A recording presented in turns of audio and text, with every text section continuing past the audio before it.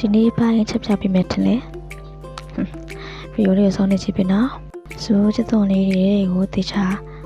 တောင်းတလေးကိုထည့်ပြီးစစ်သက်မယ်ချစ်သွန်လေးချစ်သွန်ဖြူပါနော်စစ်သက်မယ်အဲ့ဒီတခါရဲ့အရာတင်မို့နဲ့စနမမှာထည့်ပြီးစစ်သက်ပေးမယ်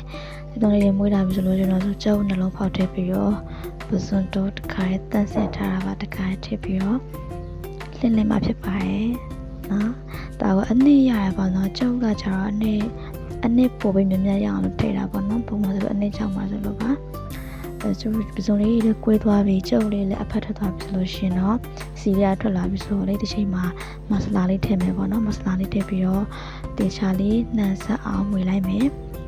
ရတာထည့်မယ်ပေါ့နော်ရတာထည့်မယ်တေ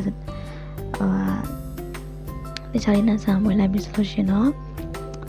အနေမြများလေးနဲ့ဒလကကိုလေးမိနစ်ပိုင်းတွင်ရတယ်ပစုံတို့စီပြန်လေးရရှိပြီဖြစ်ပါတယ်နော်ဒါလေးကချာ